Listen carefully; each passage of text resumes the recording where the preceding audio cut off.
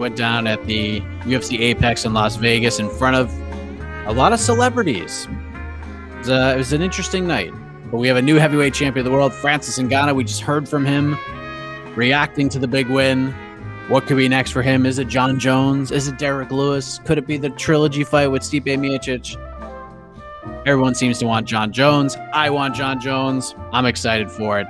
We'll see what happens. But in the meantime, we're here to react to this event with all of you. We had the People's Pre-Fight Show. Now we're going to do the People's Post-Fight Show. So you guys had a lot of questions, a lot of comments during the press conference stream. So we're going to address all of those things right now. And we got the whole trio here. I am Mike Heck. Alex K. Lee is with us. There he is. Hey. Hey. And on the ones and twos, Casey Leydon back. That was smooth. I hurt my neck. We're off to a great start. Just a terrific start. But AK, wait, big night. Opening a new can of seltzer. Got my LaCroix. Ooh. Everything's going good. There you go. 0 calories. Good for you, my friend. Watch those cows. All right, AK. You've been waiting patiently to give your thoughts on the brand new heavyweight champion of the world. Your reaction to the main event of UFC 260. How nice, guys, is it to have a huge UFC title fight and without controversy, clean finish, no weird illegal blows, no issues with the stoppage. Herbine's only human. I mean, I wish he could have stopped that last hammer fist, but honestly, that's very hard. That's a very hard thing to stop. You know, that was just a scary moment. But otherwise, we had this narrative, guys, going in. We had this narrative for whether you're a fan of Francis Ngannou or not. It is a narrative that was laid out ever since the first fight between him and Stipe Miocic. Maybe also after the Lewis fight too. That's part of the story. This guy battles his way back, looks all the world like he has what it takes to be the world champion, and just has to prove it, and does it in just incredible fashion. Not just getting the quick knockout, but both getting the quick knockout and answering the questions about like, oh, but has he improved his wrestling? And he showed us like just a little bit of wrestling, just a little bit of grappling. He looks fantastic. Stipe, a great champion, going out on his shield, as they say. Not the first time I think we're going to use that phrase on this show. And it's just so refreshing. It's so refreshing that we can now move on. There's now certain questions to be asked about what's next for the champion, but let us be at our most optimistic here and just picture all the big things that are ahead for Francis Ngannou. Well said, AK. Well said. Round of applause from the live studio audience. It's a great win. Hey. They're late. They're tired. They're on a delay. Yeah. So there you go. Brand new champion, Francis Ngannou, just the scariest guy in the octagon and just the sweetest guy outside of it. I mean, just at that press conference, just answering the questions, so calm, cool, collected. Just want to go home, reflect. I'm not calling on anybody. The UFC makes the final decisions. I mean, just a company guy right there. It's like watching Bull Durham, you know, when he's like, what should I say at these press conferences? Got to do what's best for the team. Francis up there, just so calm and kind. It's such a scary man. Won't somebody think of the children? You know, we always say, won't somebody think of the children? You always think about the children. Francis Ngannou, our new UFC heavyweight champion, is thinking about the children, wanting to give them something that they can aspire to and follow your dreams, kids. Follow your dreams. There you go. And I know a lot of you like to ask matchmaking questions. Don't do that. I mean, you can if you want, in case you could just answer all of them. But me and AK are literally going to do a whole podcast on this tomorrow. Yes, within a few hours, really. If we're being Before we go to the questions from our wonderful viewers, Mike, what was your expectation? What were your expectations coming into this fight, and what do you think went wrong? I know you did pick Stipe, which is, I mean, that's a fair choice. I mean, a lot of people pick Stipe. It wasn't like crazy to pick Stipe, but like, what do you think went wrong for Stipe outside of getting punched a lot? He got overzealous in that second round. He landed a good shot, got too aggressive, and got countered. The patience on both ends was key Francis showed more of it, and that's why he won the fight. I mean, when it comes to like how I thought the fight was going to play out, yeah, I picked Stipe to win, but the way the first round played out, and even like the second round until the finish, is exactly how I saw it playing out. Like Stipe was going to have to overcome a lot. If it got to the third round, things are going to change, and then Stipe would kind of, move away and wear him down. He would land a takedown eventually, start to tire him out, and then start to go to the body and end it in that sense. But that's how I saw it. I didn't see Stipe going in there and just being up 30-27 and then stopping Francis in the fourth round. He was going to have to overcome hell to get it done. And he was doing okay. He weathered an early storm in the first round. The takedown, I was surprised to see him shoot so quickly early. And then he got stuffed and almost got stopped. It was a bad takedown attempt. It was. I mean, it looked desperate, and yeah. That's when my confidence in my pick really started to go away. I don't know. I mean, I expected Francis to dominate the first 2 rounds, and then Stipe was going to start to take it over. But Francis is just such a powerful and dangerous man. All he needs is one moment, one sharp thing. Stipe landed a really good shot, but he rushed in, and Francis landed like half of that shot and put Stipe down, and that was it. So kudos to him. I was kind of shocked when Stipe did get hurt in that second round. He just got really discombobulated in the head because once he got hurt, he just kind of panicked and actually charged in and was like, "Oh, I'm going to punch you harder." It was like, that is just, once you get touched by Stipe, you just get the heck out of there. We didn't talk about this, but on the DC and Rogan, I thought a good point they were making.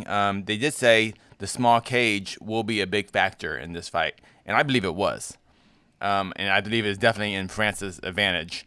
Did you see that? Did you feel that? Like, if it was the big 30-foot cage, I feel like Stipe, because I think we all expected that Stipe he'll have to kind of go through hell to get to that tired version of Francis that he would need to defeat. There was just not enough room for Stipe to run, to be honest. Did you sense that? The small cage was not to Stipe's advantage tonight? The walls are closed. It had to make a difference. It had to make a difference. I know Dana White has said he doesn't feel it makes a difference. I know there's actually been numbers that kind of have shown that it doesn't make like a huge difference. But I mean, in this case, when you're talking about heavyweights and you're talking about, we actually have a direct comparison. We saw how their first fight went in the normal size cage, and then how it went in the Apex cage. Yeah, it had to make a difference. It's not the only reason. Again, I think this version of Ngannou probably can do the same thing. Maybe it wouldn't have happened in the second round. Maybe it would have taken longer. But I think it, as Mike just said, it kind of helped the walls close in just a little bit quicker on Stipe Miocic, and you need all the room you can get if you're going to dance with Francis Ngannou. It just had to feel super claustrophobic in there for Stipe. Once you got hurt, like, you just can't back up and angle out and just keep kind of circling out. Because remember, with a small cage too, not only is it smaller, but the angles are actually a bit sharper too. So it's even easier to corner someone. So I just thought that was definitely it worked. I mean, it was good for Stipe, good for Francis, bad for Stipe. But I can't imagine what it's like just having to face Ngannou again. I know. Again, Stipe Miocic isn't us. He's a pro fighter. He's not afraid of anybody. But boy, to go 5 rounds with that behemoth and win and a hard-earned win, that first fight, hard-earned win, and then to have to do it again 3 years later. Honestly, it just seems it'd be like going to war twice. You know what I mean? It'd be like surviving a tour. Honestly, surviving a tour of duty. Pick a horrible war and surviving a tour of duty in that war 2 years, and then a few years later saying, "Guess what? The war is still going on, and we need you to go back out there. We know you barely made it out last time. You got it." I don't know how he does it. Again, it's on the other hand. Hey, that's why he's a great champion. Still, probably as of today, I would still say the greatest heavyweight of all time. We'll see what Ngannou does with his run. Right now, Miocic is the greatest heavyweight of all time, and that's why he agrees to do these kind of things. He could have retired after the Cormier fight, maybe, right? But look, he has his reasons for wanting to fight, and there's no shame in it. And like we said, he had his moments. He had his moments in this one. He just got beat by a guy who is now pound for pound looks like one of the best fighters in the world. As Francis, like I threw this out on Twitter, and I can't recall a time. Has Francis ever been in danger in a fight? Has there ever been a point where you think, oh, Francis is about to get finished, or he's about to get subbed, or he's Oh, I don't even. no, Nah, that's what's wild about him. Either Nah. that's and I can't think of that really for any fighter. Maybe no. John Jones has been hurt. He's been rocked. Maybe Habib. Habib was never really in danger. Barely. Yeah. I mean, the one moment where Michael Johnson like tagged him with a combo and everyone freaked out and was like, "Oh my gosh, his weakness is striking." And anyone was striking it, it's like literally like the smallest slip that he got like after getting punched. Yeah, that was commentary related. Yeah. Where everyone Yeah. freaked out. Oh, he's hurt. He's hurt. Yeah, He's hurt. I really think like the dominance of Francis is really being understated here, because like that's why the Stipe's heavyweight run was so impressive. It's like because they're heavyweights, they can all knock each other out. Anyone, like essentially the worst UFC heavyweight can knock out the best heavyweight, and because everyone hits hard, But like Stipe just seems maybe you can grind him out and get him tired and just win a decision, but he feels invincible in there as far as like actually finishing that man and truly hurting him. Like you can slow him down maybe and contain him, but I just have a hard time seeing anyone beating him. I mean, but I've been really high on Francis for a while. I thought as soon as 220 was over when they fought the first time, I was like, okay, Stipe won that fight, but Francis is gonna win the rematch. I was very confident that moment. But yeah, it's kind of cool. Got to finally see it. Yeah. Yeah, it took a while, and in a way, I'm like, thank goodness that I think a lot of us maybe would like to see the rematch a little bit sooner, but these things usually happen so quickly that it was nice that we got to see him climb his way back, clearly develop, clearly mature, almost right in front of our eyes. Again, we didn't get to see the expansion of the skill set until tonight, but yes, in this age where they give rematches after either where they give title fights off of losses, rematches off of like fast finishes for no reason, for them to be patient with this guy. Again, whether it was intentional or not, whether it was just happenstance. Obviously, they couldn't match him up because Miocic was tied up with Cormier. So it was, I don't want to give them too much credit because they just had another matchup that they preferred. But it worked out, and it worked out great for Ngannou. And this is why we're here now talking about a guy who if his run goes on, he is, trending to become the greatest heavyweight champion of all time. Though the reign could end pretty quickly, depending who he fights next. Let's put it that way. I'm crazy. I'm going to say it out loud, but I think Derrick Lewis has a better shot at beating Francis than John Jones. I'm just going to say you're not the only one who said that. Oh, is that not okay? Is that not a crazy thought? Yeah. I think I don't know.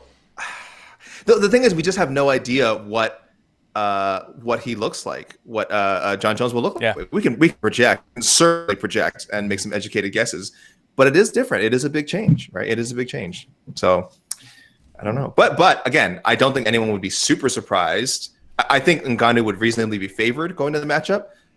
But John Jones is, depending how you view, of course, his history of drug test failures, is like the greatest fighter of all time. So if he can bulk up properly, if he can get up to a reasonable size, and fight the way he's fought at his best, I don't think anyone would say, "Oh my gosh, it's a shocker he beat Francis Ngannou." It's like, no, the best version of John Jones should be a good matchup for him. But at the same time, I think Ngannou will be favored, and I'll certainly be picking Ngannou.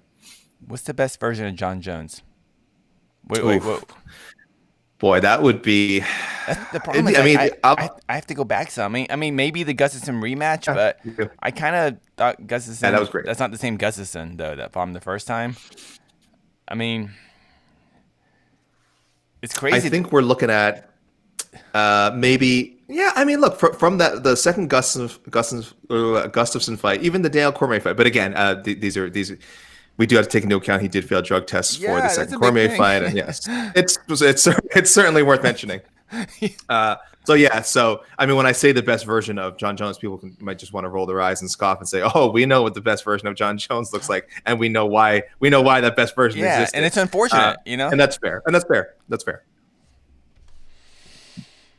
You need foils, motivations, and perhaps some fear.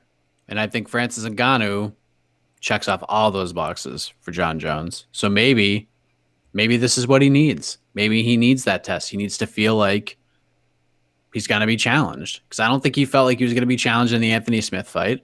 I don't even feel like he thought he was going to be challenged in the Thiago Santos fight. Maybe the Dominic Reyes fight, but I feel like he woke up that morning and thought he was just going to run right through Dominic Reyes. I don't think he's going to wake up that morning and be like, I am just going to run through Francis Ngannou. He's going to wake up and say, I need to be on my P's and Q's or I'm going to sleep. And maybe that's where he's at his best. I am so curious to how, if that fight gets booked, that we all hope it gets booked. I'm really curious how John, we know how Francis is going to approach the fight. You know, Francis, he's a sportsman. Like, John's a good fighter. No, this is the next fight. I'm a champion. We're going to do this. But John, like, what angle is John going to go at this? You know, it's like, oh, these heavyweights are slow. They can't punch. They're not ready for my power. Like, is this going to be a super cocky John Jones? Or is this going to be like, I don't know. Like, I'm super curious. This is new territory. This is fun. This is why this matchup has to be made, right? When you have this many questions, the only answer is in the cage. We all want to see it made. Casey, just one second. Can we change? Do you have control over the Periscope stream? Yeah. What's happening? It says guest fighters. I think it's That is weird. Which changes the post fight show. Oh, no worries. While you're if you can tweak that, I'll read out this comment. Someone was asking, were the refs bad tonight? I didn't think the refs were. The one weird one was the Mark Smith, of course, how he handled the O'Malley Almeida situation. I didn't think him not stopping the fight the first time was that bad. Not acknowledging the first walk off. I thought that was okay because Almeida, was put on his butt for sure, and it wouldn't have been a bad stoppage. I mean, you could have waved it off there, though. I'm sure Almeida's side would have protested. Definitely in the third round when Almeida got rocked again and kind of did like a full barrel roll into the middle of the cage, you definitely probably could have saved him that extra punch. So I will say it was a little questionable for Mark Smith, but not the worst I've seen from a referee. And I think this person also mentioned Herb Dean maybe not getting in quickly enough to stop that hammer fist. But No. This question goes to one referee and one referee only. Like Jaron Mark Vallel? Smith, correct. That guy. Come on, what happened dude. in that first? That was so long ago now. I remember. What were we talking about? He did something really stupid. What was it? Was it the mouthpiece thing? First, the mouthpiece thing was part of it. Oh, that was just accidentally. He tripped him. Then he accidentally trips a fighter. Puts him on that's his not back. good. Yeah. And then Marc-Andre Barrio gets on top of him. In mount and beats 6 shades of stuff out of him, over and over again. It was like 3 extra minutes of unnecessary punishment. And then he goes, you know what? There's 3 seconds left in the fight. Let's stop it now. Why didn't you stop it a minute and a half ago? What are you doing? Like, just if you're gonna let it go this long, just let the man survive for the last 3 seconds. I mean, why would you wait that long and then stop it then?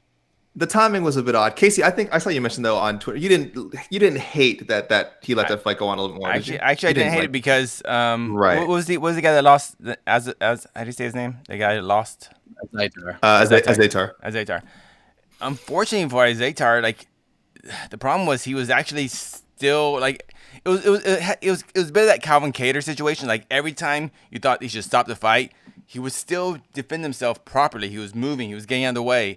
But then I don't even know the fighter's name. I can't. It was so long ago. The guy that won. He just kind of he never got too crazy. He never lost position, and it could have been stopped. I don't mind it not being stopped. I thought I understand the optics looked ugly, because especially his head rocked back a couple of times. But I'm okay with it. I get it. He was mostly done heading into that third round.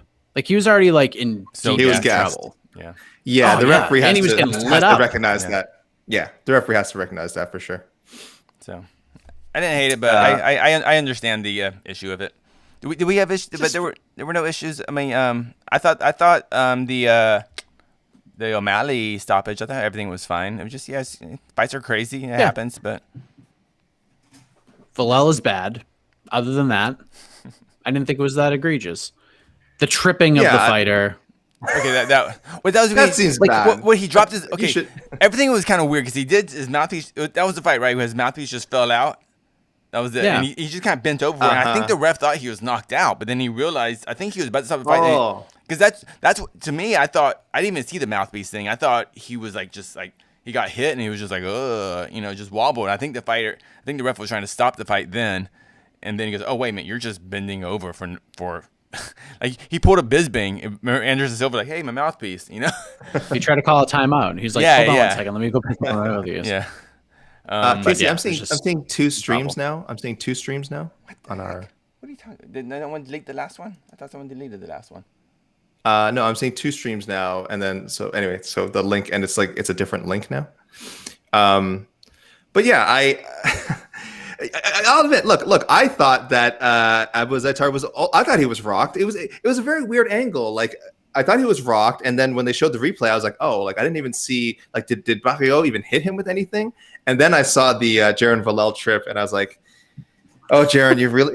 You really made a meal out of this one, Jaron. You really made a meal out of this one. So, yeah, no, but I outside of that, in the very first fight of the night, again, Mark Smith probably a little more decisive at the end of the O'Malley Almeida fight, and Herb Dean maybe slightly out of place, but when you're doing a heavyweight fight, that kind of like movement with like the way Ngannou and Miocic are moving in there. I don't think I think it's impossible to not occasionally be caught in the wrong position. So we're very critical of Herb Dean usually, and I would have loved if he could have saved Miocic from that very, very, very scary post KO hammer fit. Like that's one of those shots when you watch it in slow motion over and over again, you're just gonna wince and cringe and just be scared for Miocic's long-term health. That's how scary that hammer fist was. Completely unprotected shot. But I can't blame Herb Dean for it. He was I think he was shouting, calling off the fight. If you're Ngannou, you're not hearing any of that. You're in the middle of this finishing flurry. And yeah, so he was maybe a little out of position, but he dove in as soon as he could. So I don't blame Herb Dean for that one. But yeah, other than Jaron Vallel, I thought it was a good judging. I thought was pretty good too, Mike. I don't know. How did you feel about all the judging? I actually thought they did all right. Yeah, we had a couple. I know what we were going to talk about. We had a couple of minor controversies. There was nothing that would necessitate a robbery review. I'll put it that way. I thought Modestas Bukauskas won. Mm-hmm. I thought too much was put on Oleksiejczuk just moving forward. Like it was all about the pressure. Like Bukauskas was landing way more. Well, there was a double problem. So I thought Leydon also landed the bigger shots. So that's why I scored it for what's the how do Oleksiejczuk? Wait, say how Buffer said it. Help me. What did oh my god, that was he said check. He just like went check like I was still reeling from Barriou. I was still reeling from Marc-Andre Barriou. That one hurt me. Oleksiejczuk, there we go. Oleksiejczuk, I thought he was landing the bigger shots, but I hated that, as you said, Mike, that the way Rogan and DC framed it after was that immediately they didn't agree with the decision. And they were saying it was because of the aggression, because he was coming forward. So now that's how everyone's going to interpret it. I actually do think, if you watch the fight again, I think Oleksiejczuk was landing the harder shots, or it looked like he was landing the harder shots because Bukauskas was countering beautifully, and he was landing a lot of hard shots with his own. It's just hard to gauge because the reaction. Maybe he was selling it a bit more. Also, probably a lot of Oleksiejczuk's, like he was throwing some hard shots, and I thought Bukauskas was blocking a lot of them too. So again, maybe I was fooled by that. Maybe I thought more of those went through than actually did. But yeah, it was very close. The other controversy was the 30-27s for Jillian Robertson, which I had from Brandon Maverick, excuse me, which I had no issue with. I thought the round 2 was such a clear round for Robertson. That's what a lot of people said. Absolutely clear round, to the point where if the submission was in a little deeper, she had such control over Maverick that entire round. Outside the last maybe 15 seconds, I thought it was like if you had a half point round, it'd be like a 10-8.5. And I was like, what? I was like, for me, the difference would have been if she had thrown in a little bit of ground and pound, if she had thrown in some damage, because for me, it's like, so I'm starting to really strictly kind of look at fights through the official, unified rules of scoring, and like damage takes precedence over everything.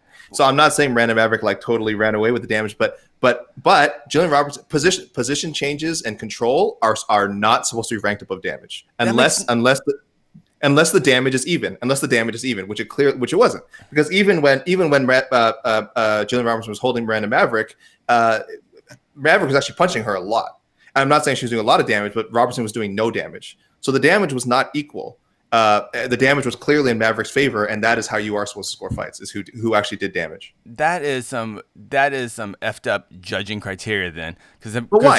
According to that, then I could have you on the ground, have you in a choke. You could be fighting a choke for 4 minutes and 55 seconds, but if you just go like this, hit me one time, well, you got more damage. That's more damage. That's exactly what you're saying, man. That is not exactly what I'm exactly what you're saying. Moving on. She did not come close to finishing. No, I'm telling you a hypothetical round, because you said if damage is all that matters. Yeah. If damage is all that matters, and you only go to grappling and control. I would consider nearly finishing a submission as damage. But she was defending submissions. She was defending submissions almost the whole round. Exactly. We're gonna rewatch that. We're gonna rewatch that round. She defended them all. She was not close to being finished. She was at no point close to being finished. Yeah, because that's like more. But being close to being finished doesn't mean that's not. So you have to be close to being finished. You don't get points for almost landing punches either. So I don't give points for almost getting submissions unless it's really in deep, which it wasn't. But that's completely subjective then. It's like if it's in deep. Like, judging, what is in deep then? Subjective. Like, so if she's defending a choke like this and she's got her chin tucked in, that's not considered in deep? I think the judges can tell the difference. Did you think that Miranda Maverick was in any serious danger during that round? I thought it was such an easy 10-9, almost a 10-8, because she has so much back control. Do you think control is not part of the she had her back the whole round. Control is only part of the scoring criteria if it results in some sort of damage, or I would say again, like a really close submission. If you're just controlling, that is secondary to damage. That's in the criteria. I know how it looks. I understand how it looks. Gentlemen, MMA decision. You and Sean Sheehan are the only people in the entire world. Sean Sheehan, you two people who know how to judge fights properly. I know. Sean Sheehan. If you follow Sean Sheehan, he's really, really good at understanding the criteria. So I admit I adhere to kind of a lot of the things that he says. So maybe me and him are on an island on this one. But again, watch the videos he's done on how to score fights. Eric McGraken has also done videos recently on how to score fights. And you'll understand why those 30-27s existed. I actually thought the judges did a really good job. I thought she had control. The submissions weren't deep enough. It was definitely such an easy round for Robertson. Yes, control, it's secondary to damage. And she didn't come close to doing any damage. Oh, man. All right, hold on. Watch it again. Guys, we got like 5 minutes. Oh my gosh, that's right. And we haven't answered a single question. All right, go to question. It's got to answer something. Jeez, I'm just bring Jet on the show now. He'll agree with me. You don't want that. Oh, never mind. I saw some of his tweets tonight. I don't want him on the show either. He was so like, eesh. All right, here we go. Trying and get. All right, readers and listeners. It's a big question, right? What happens to Tyron Woodley? It's a big one. I don't think I'm saving my answer for on to the next one because I thought about this. I'll address it. So Paulo J specifically saying Dana had one hanging statement about him. The hanging statement was he was asked, "What do you think is next for Tyron now that he's lost? After this performance?" And then I think literally said, he said, how old is he? Oh, he said that's 4 in a row now for Tyron. What, 38, 39 years old? Yeah. 30. And so that was, but that was Dana's statement. That was it. It was like 6 words. And that was it. Did not really make a conclusive statement about what was next for Tyron. A lot of people seem to infer that he was saying that's it, that he's done, but he didn't say anything clearly.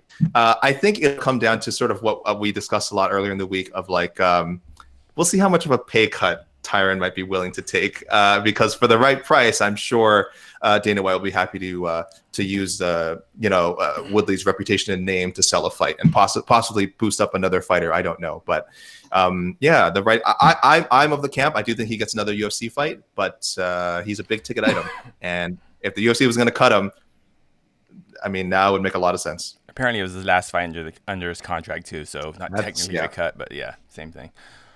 It sucks for Woodley.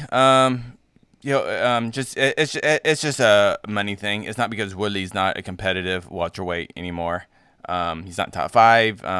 Woodley. I expect Woodley to be with a different organization if he chooses to continue fighting. He will get the choice of one. Oh, He will get the choice of one matchup, or he will be gone. Yeah, you have to fight next week too. You give him, But he fought tonight, guys. might give him the Wasn't JDS, it nice the JDS treatment.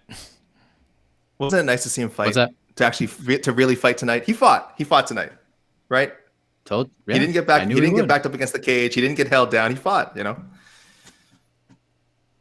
Yeah, like we said, like, oh, wow, that's the best Woodley we've ever seen, and he gets knocked out. It started out so good though. All right.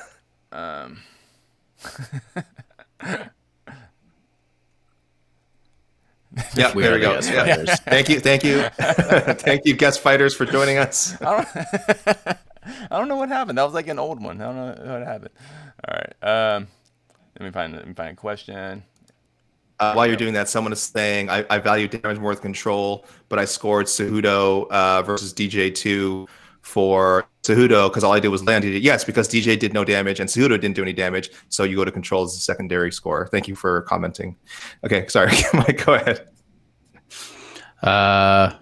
Would Stipe even want a rematch? I mean, I would rather work my confidence up against others first. I mean, I would say Stipe would probably want the rematch. Not tomorrow or anytime soon. Maybe not this year. I mean, every fighter is going to publicly say they want the rematch. I don't know if Stipe really wants the rematch, but I'm sure he does, actually. I mean, big payday. If he's got like one more left, that's the fight he'd probably want, right? Yeah.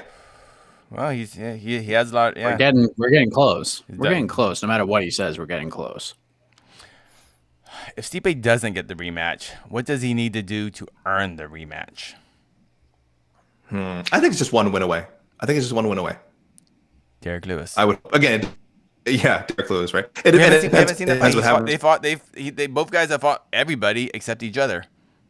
Yeah. I think. He could also just be, again, sort of as White alluded to today. Like he said, I have other heavyweights who want to take this fight, John Jones. So for some reason, John Jones prices himself out and Derrick Lewis prices himself out, which I can't imagine he would. But if that happens, then it's like, hey, Stipe, come on down, and get your immediate rematch. I think we should change the language. We keep saying the fighter prices himself out. I think that really puts the blame on the fighter. I think we should say if the UFC pays the fighter their worth. Maybe. Yes. Or in this case, refuses to pay. Refuses to pay this guy. Yeah, you're right. That's a better way. That's because I feel like every time we're saying that, we're kind of blaming the fighters. It sounds because I know we're on the same page here, but I just All right, we'll take one more question.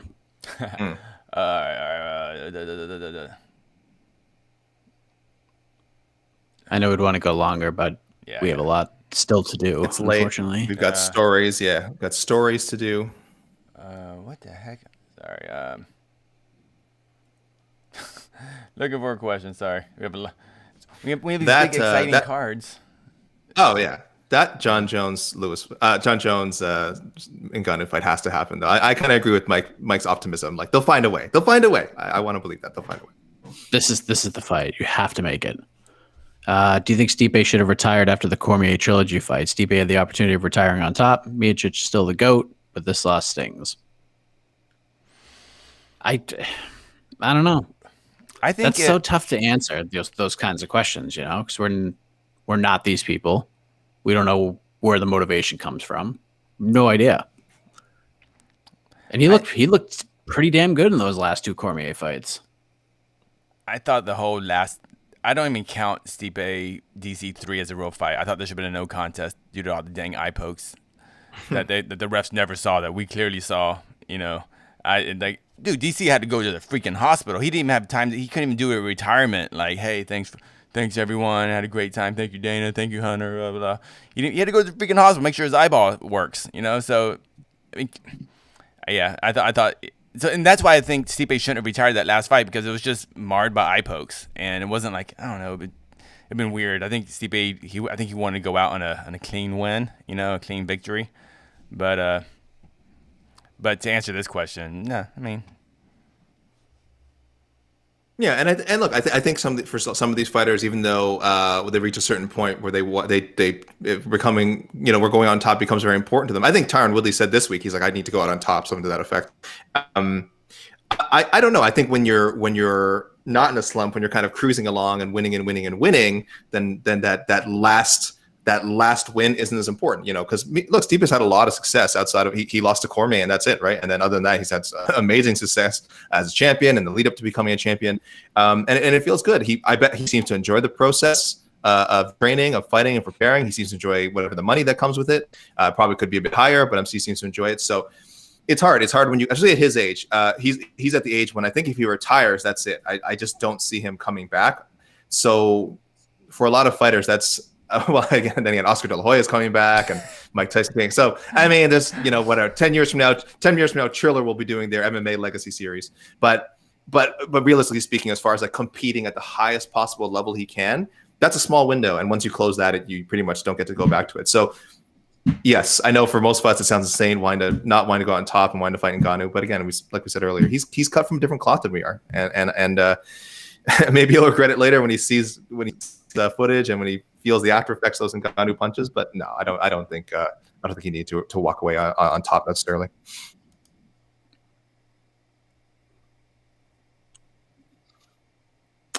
Ooh. I have my pick. You'll hear it tomorrow. Yeah. I'm not going to name. You don't have to give a pick. It's not. It's not a top 15 guy. Oh, I can tell you that right now. I agree. Someone but very again, close. I think I think we had a similar question about who was it? Someone last week, I think, or recently. I don't know if it was Yanez or something that we had a similar question. Are they ready for like a top 20 or something like that, or could they be? And it's not an indictment of O'Malley's skills. He looks say what you want about the kid's personality. He's such a fun fighter to watch. Man, he's just so exciting in there. He really captures the imagination, and that's that's what you want in a future star. It's just that top 15 is so deep in bantamweight. Yeah, it's really, really deep, and I think we already see a lot of matchups that are kind of seem to be materializing or close to materializing, and he just doesn't fit in there yet. Is he worthy of a top 15 opponent? Yes. Will he get a top 15 opponent next? I don't think so. I say just give him Frankie Edgar or something. What's wrong? What's wrong with running back OMalley Vera? I think Dana made a great point. It's always there.